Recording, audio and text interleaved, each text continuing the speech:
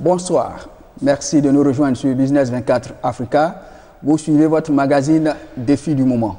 Pour ce numéro, nous recevons un auteur, un fonctionnaire international, Cédric Achille Mbeng Mesue. Merci de nous recevoir.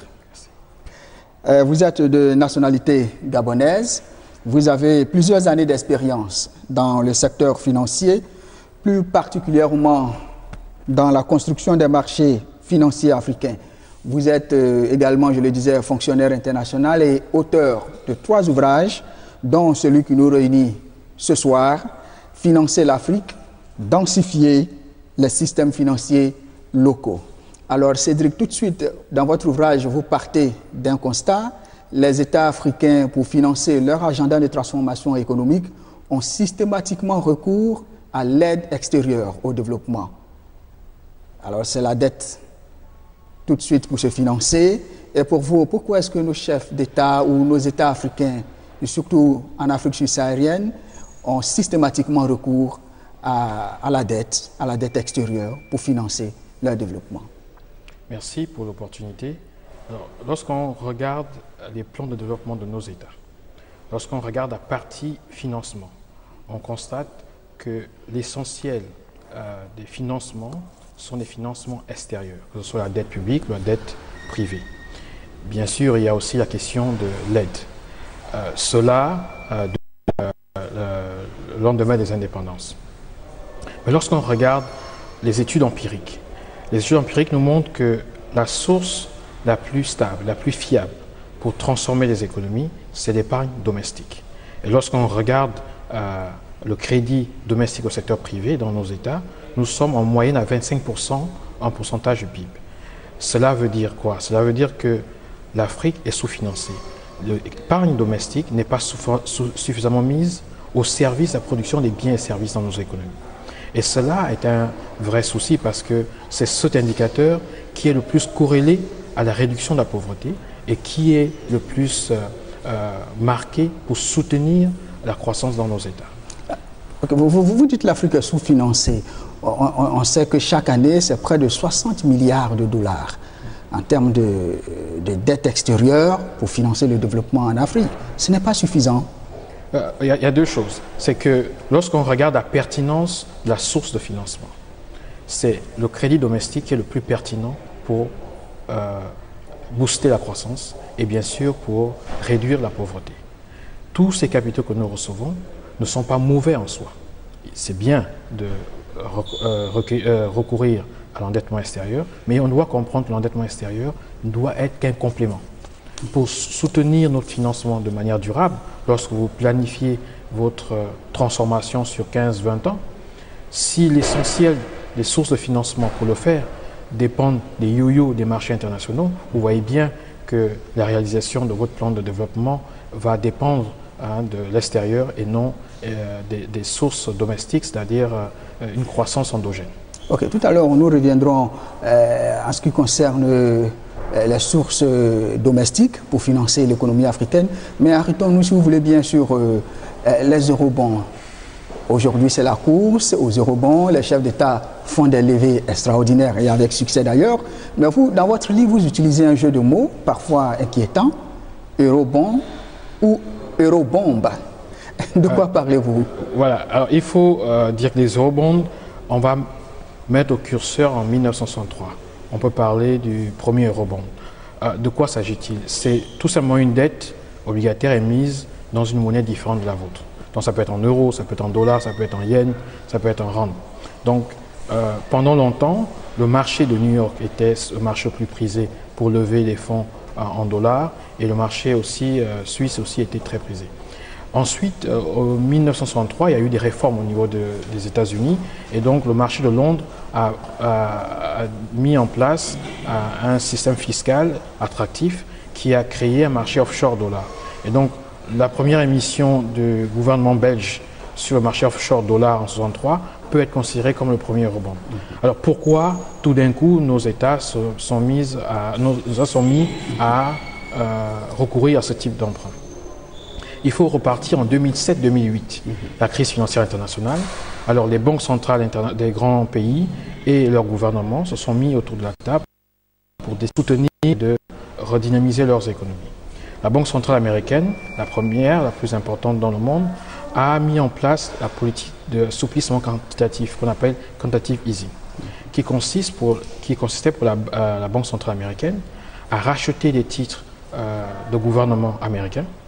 En achetant massivement ces titres, le prix de ces titres montait, donc son rendement baissait, c'est une fonction inverse, et donc le rendement devenant très faible, quasi nul, ce mécanisme faisait en sorte que les investisseurs se désintéressaient de ce genre de titres et allaient plutôt investir dans les titres du secteur privé et booster ainsi l'investissement et donc la croissance. Cherchant des rendements plus intéressants, les investisseurs ont regardé dans le monde et les pays émergents, particulièrement les pays d'Afrique, présentaient des rendements intéressants via ces types d'émissions sur les marchés internationaux. Alors, les investisseurs se sont mis à acheter ces titres et les États ont eu à recourir à ce type d'emprunt.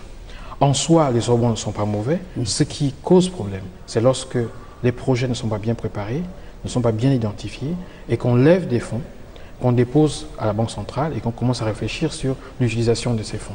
Lorsqu'on fait cela, le rebond, qui est en soi quelque chose de positif, peut devenir une bombe pour la gestion de la dette extérieure, pour la gestion des services de la dette, pour tout le pays. Et surtout que ces emprunts sont des montants importants sur une longue maturité. Et donc il faut suivre une démarche rigoureuse pour préparer les projets en amont et savoir à quel moment les eurobonds peuvent être absorbés par les projets identifiés dans le pays. Ok. Concrètement, comment faire pour éviter que les eurobonds deviennent des eurobombes? Tout à l'heure, vous parliez des démarches. Quelle est la bonne démarche? Alors, la bonne démarche, toujours, que ce soit les eurobonds, que ce soit le reste des dettes, que ce soit dette domestique ou dette extérieure, il faut d'abord identifier les projets. Lorsqu'on identifie les projets, il faut les préparer. Il faut les amener à maturité pour voir à quel moment il serait bon qu'ils absorbent les financements. Quel projet pour quel type de financement? Est-ce que ce projet nécessite qu'on lève des fonds en euros, en dollars, en monnaie locale? Il faut regarder, c'est toute la question de la structuration des projets. C'est cela qui est important. Ensuite, en parallèle, il faut une gestion active de la dette. Regarder, faire des stress tests, voir à quel niveau on peut avoir une exposition dans telle monnaie ou pas dans une quelconque monnaie. Donc il faut regarder plusieurs aspects. L'aspect maturité, sur quelle maturité on veut aller. Donc tous ces aspects, vous regardez autour de vous, toutes les sources potentielles de financement et se dire quel est l'instrument le mieux adapté pour financer tel type de projet. C'est cela. Ok. Dans votre ouvrage, Fait marquant, vous démontrez, avec exemple à l'appui, que l'Afrique dispose de ressources internes nécessaires à son développement. Alors, question, de quoi disposons-nous pour nous développer? Oui, alors, si vous prenez les flux financiers illicites, c'est-à-dire les capitaux gagnés de manière illégale sur le continent et transférés à l'extérieur, cela représente 4 fois la dette extérieure de nos États.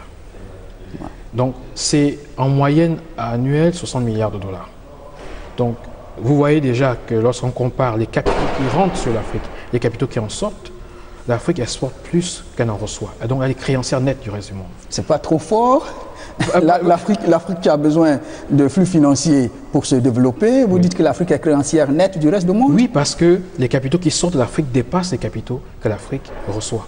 Et donc, vous prenez encore un autre indicateur, les comptes offshore. L'Afrique est le continent au monde dont les résidents ont le plus de comptes à l'extérieur, en comparaison des comptes internes. Donc c'est visible, vous le trouvez sur les rapports très rigoureux, que ce soit au niveau de la BAD, que ce soit au niveau de l'Union africaine. Un rapport sur les flux financiers illicites a été fait par l'ancien président sud-africain Thabo Mbeki. Vous avez le professeur de Massachusetts, Léonce Dikumana, qui a préfacé mon livre, qui a aussi fait plusieurs publications dessus. Donc, ces chiffres existent. Et là encore, nous sommes conservateurs parce que ça a été fait sur un certain échantillon de pays. Mais si on faisait ce travail sur l'ensemble des pays, ce sera encore des ressources plus importantes. Mais au-delà des flux financiers illicites, nous avons, depuis la fin des années 90, vu beaucoup de pays initier des réformes sur leur système de retraite.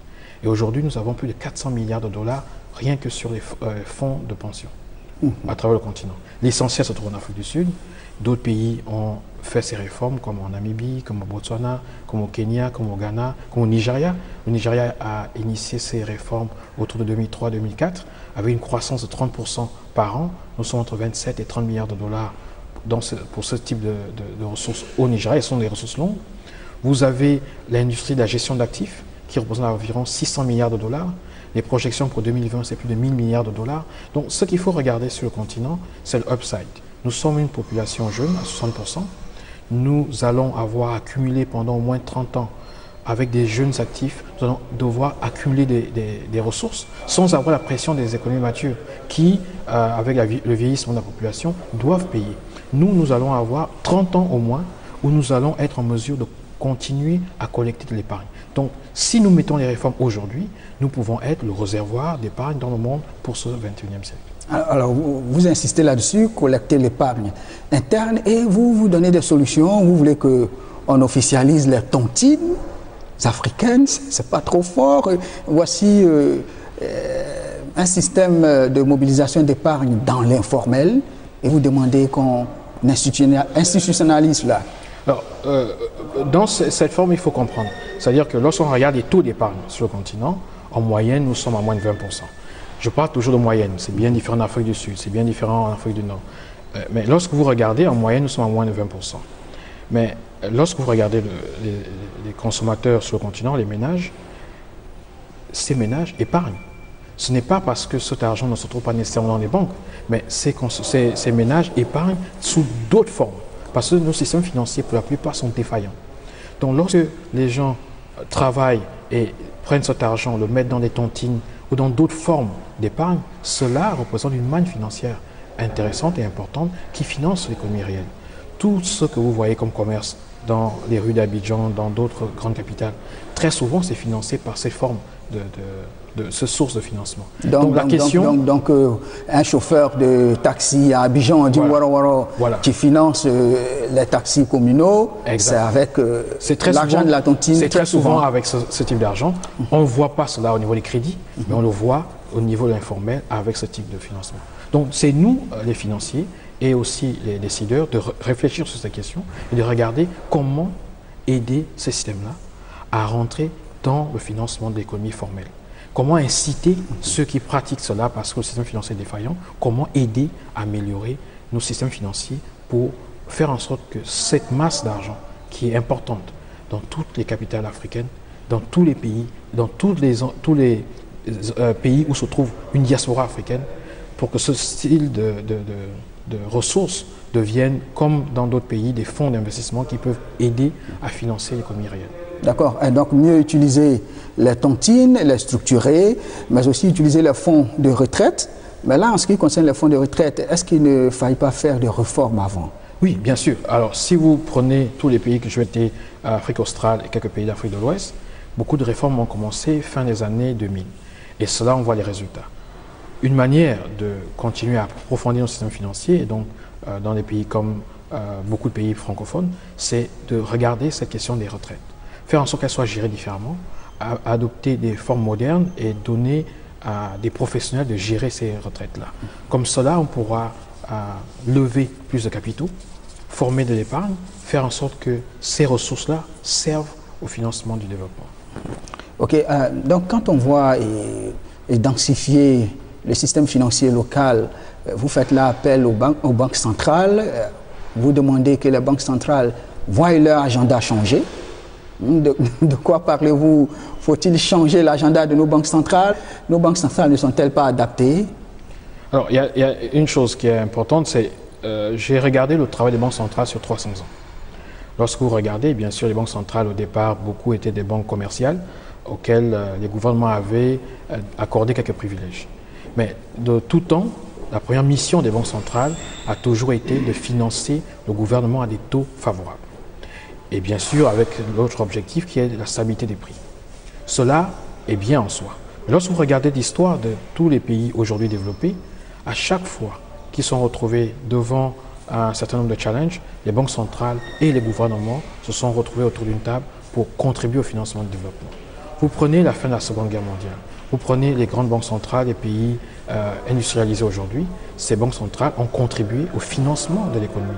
Bien sûr, il y avait le modèle anglo-saxon qui consiste à passer par le système financier, dont une méthode indirecte pour soutenir l'activité, mais le système de la France, de l'Allemagne et d'autres pays était aussi celui-là de rentrer directement dans certaines activités qui touchent à l'économie réelle. Donc ce que nous demandons aux banques centrales africaines, ce n'est pas d'imprimer des billets et les distribuer. C'est de se dire, nous sommes dans un continent qui a des challenges en termes d'industrialisation, qui a des ressources en termes de crédits qui sont très faibles dans le système formel, qui n'a pas de crédit hypothécaire dans beaucoup de pays, qui a beaucoup de challenges en termes de financement long des infrastructures. Qu'est-ce que la Banque centrale peut faire avec les gouvernements pour soutenir cela? Nous voyons déjà ce rôle de leadership au niveau du Nigeria. La Banque centrale du Nigeria joue un rôle très actif dans le financement de l'économie nigériane. On voit cela en Éthiopie, on voit cela en Ouganda, on voit cela hors d'Afrique avec la Corée, où la Banque centrale l'année dernière a mis 9,5 milliards de dollars dans le Woon Fund pour soutenir l'industrie du transport maritime. Donc c'est ce type d'action que nous attendons des gouvernements. Ce qui n'est pas acceptable, c'est de se retrouver dans des pays où nous avons tous ces défis et qu'une banque centrale dise « je ne m'occupe pas de la production, je m'occupe uniquement de voir si l'inflation ne dépasse pas 2% et en sachant que cette inflation est fabriquée ailleurs. » Parce que des économies extraverties tirées par le monde extérieur, l'inflation est très souvent importée. D'accord. Notre entretien tire à sa fin. Si vous étiez devant des chefs d'État africains, que leur diriez-vous? Arrêtez de vous endetter à l'extérieur, regardez plutôt votre épargne domestique, et donc plus d'aide publique au développement, stop, l'Afrique peut se développer tout seul. Ce que je dirais, c'est que nous sommes 1,2 milliard d'habitants. 40% de notre population n'a pas accès à l'eau potable. 60% de notre population n'a pas accès à l'assainissement. 70% de notre population n'a pas accès à l'électricité. Nous voyons nos frères, nos sœurs, nos enfants mourir à la Méditerranée. Cela nous touche, ça touche notre dignité lorsqu'on connaît l'histoire de ce continent. Nous allons passer à 2,5 milliards d'ici 30 ans. La pression est très forte. Il faut que nous trouvions des solutions ensemble.